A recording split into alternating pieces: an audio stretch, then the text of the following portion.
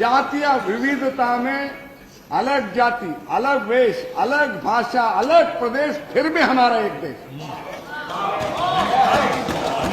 इसलिए पिछड़े हुए वर्गों के देशभक्ति के बारे में आशंका जताना गलत।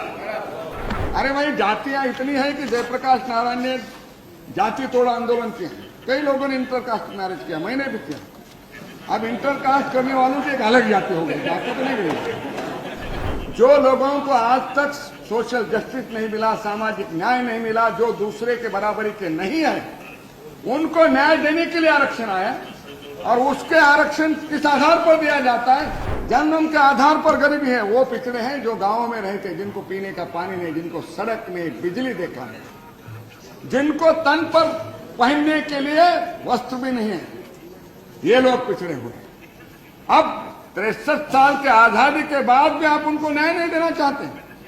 जनगणना में ओबीसी का जनगणना में नहीं करना, ओबीसी को जस्टिस, सोशल जस्टिस नकारना।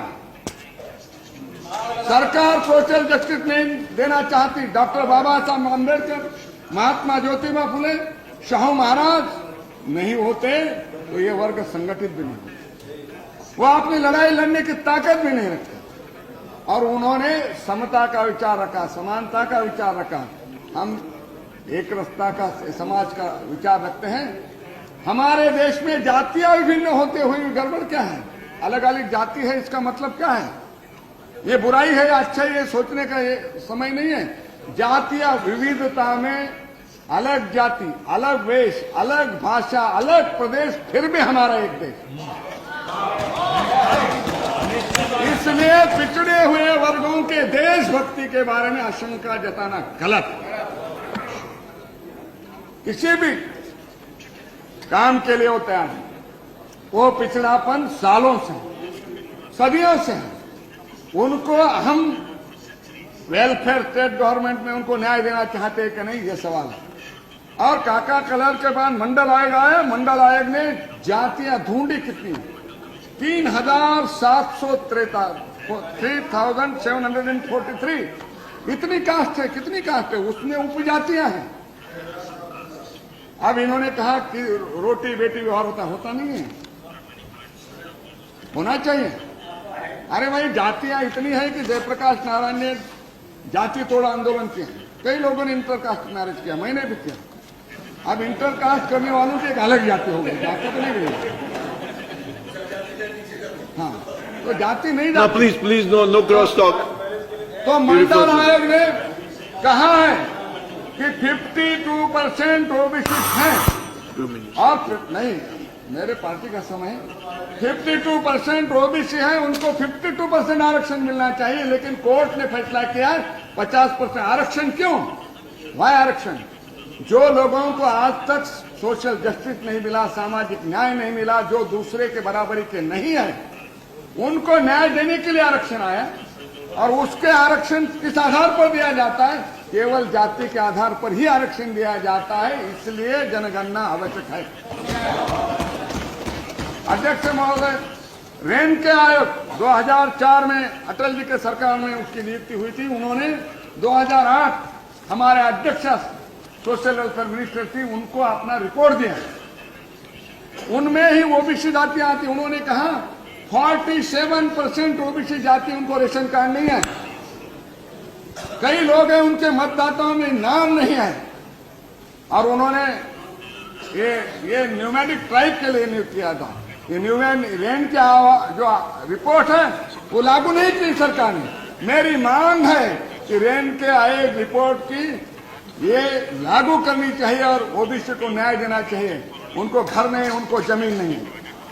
अध्यक्ष महोदय, ये 3 कालेलकर, मंडल, रेन के आयोग, इन सब का परिणाम यही है कि ओबीसी की संख्या कितनी है, जनसंख्या, उसका अंदाजा किसी को भी नहीं है। और क्या एक साइंटिफिक तैयार होगा देश? किसी को कहने का कोई अधिकार नहीं कि साइंटिफिक बेस तैयार होगा कि यह जनसंख्या है और इसके जनसंख्या के आधार पर विभिन्न प्रदेशों में आरक्षण दिया जा सकता है। अब कॉन्स्टिट्यूशन में शेड्यूल कास्ट के लिए शेड्यूल है, शेड्यूल ट्राइब के लिए शेड्यूल है। जैसे कॉन्स्टिट्यूशन में पार्लियामेंट है, उसके लिए शेड्यूल है। स्टेट गवर्नमेंट है, उसके लिए शेड्यूल है। राजीव गांधी ने कॉन्स्टिट्यूशन में परिवर्तन करके पंचायत राज को शेड्यूल लाया। मेरी मांग है, शेड्यूल कास्ट के लिए शेड्यूल है, शेड्यूल ट्राइब के लिए शेड्यूल है, कॉन्स्टिट्यूशन में अभी ओबीसी के लिए भी शेड्यूल होना चाहिए और कॉन्स्टिट्यूशन के साथ अधिकार तो उनका अधिकार नहीं। उनके लिए अलग मंत्रालय भी होना चाहिए। बातें तो बहुत करते हैं, लेकिन उनके लिए सब जातियां बराबर है, सब बराबर है। क्रिमिलेयर लागू है, शेड्यूल कास्ट को, शेड्यूल ट्राइब को क्रिमिलेयर नहीं है, लेकिन ओबीसी को क्रिमिलेयर है। मेरा बेटा ओबीसी की सहूलत नहीं ले सकता, यादव जी का बेटा ओबीसी की सहूलत नहीं ले सकता। Please conclude, please conclude. क्योंकि अभी वो छांस निकालो, कहाँ कुछ छांस बचा, क्या निकालो? Already you have taken 14 minutes, please. Creamy layer लगाया है, जिसके कारण उनको उनकी सहूलतें उनको मिलती नहीं। एक ही बात कहना चाहता हूँ, आप देखो, छांस भी बची नहीं। अभी आपने जो तथ्य बताए, इन्होंने ओबीसी का तथ्य बताया, शेड्यूल कास्ट को 13% आरक्षण है, शेड्यूल ट्राइब को 9%, कुछ राज्यों में 7% आरक्षण है। उतने लोग सर्विसेज में है क्या?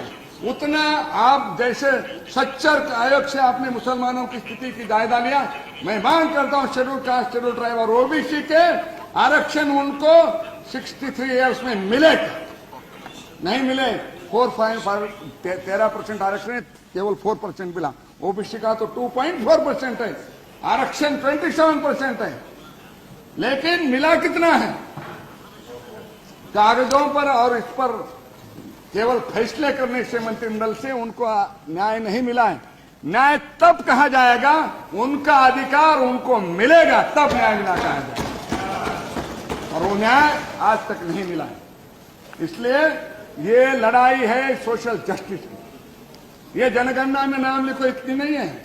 आप लोग तो, मैं दोहराना नहीं चाहता, भैंस घर सब चीज का, जाति का क्यों नहीं लिख रहे? तो जाति बचाने से झांकने वाली नहीं जाती। तो जाति ये कह के कहना, मुझे मालूम नहीं कि सरकार क्यों सोच रही है। और हमारे संघर्ष भी हो रहे हैं। अब अमीरी और गरीबी में भी अंतर बढ़ गया है। पिछड़ी हुई जातियां 63 ईयर में, इसका अधिकार कौन है? मैं आपको चरणदास जी पूछना चाहता हूं, 63 साल में सबको बराबरी का दर्जा होता, सबको अवसर होता, तो ओबीसी भी आरक्षण नहीं मांगते। लेकिन क्यों? वो पिछड़े, ज्यादा पिछड़े हुए, उनको किसी एजुकेशन में नहीं, पॉलिटिक्स में नहीं, हर स्तर पर वो अगर पिछड़े रहेंगे, 50 to 54% पॉपुलेशन अगर विकास से, सुविधा से, प्रगति से दूर रहेगा तो देश आगे कैसे बढ़ेगा? मुझे लगता है कि ओबीसी को राष्ट्रीय मुख्य धारा में लेकर उनको आरक्षण, सुविधा और जनगणना करना ही चाहिए। सरकार क्यों इसको 2 मिनट, सरकार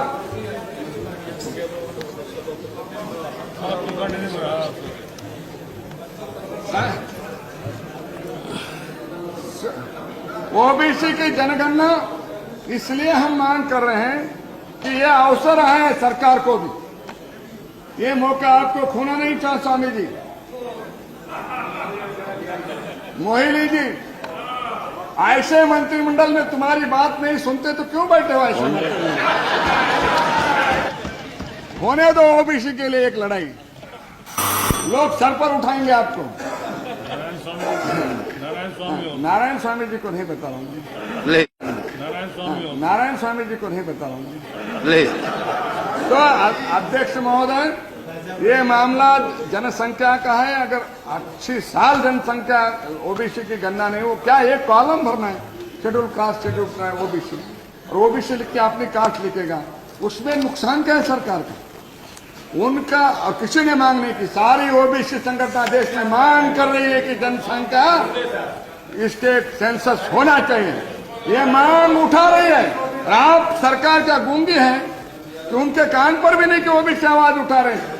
आज मैं कहना चाहता हूं सरकार को, आज मंत्री महोदय जब जवाब देंगे तो उनको एक घोषणा करनी चाहिए कि ओबीसी की अलग जनगणना होगी। अगर नहीं करेंगे तो ओबीसी का, एसटी एससी का है, एसटी एससी एंड ओबीसी, अगर नहीं करेंगे तो 75% पॉपुलेशन का गुस्सा आप लोगे।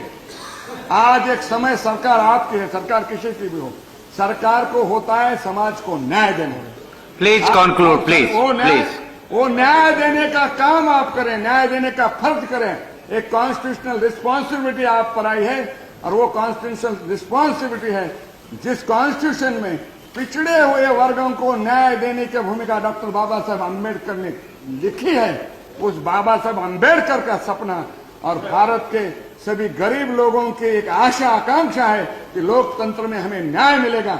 ये विश्वास के साथ 63 इयर्स वो जीते आए, वो विश्वास कभी न कभी पूरा करो।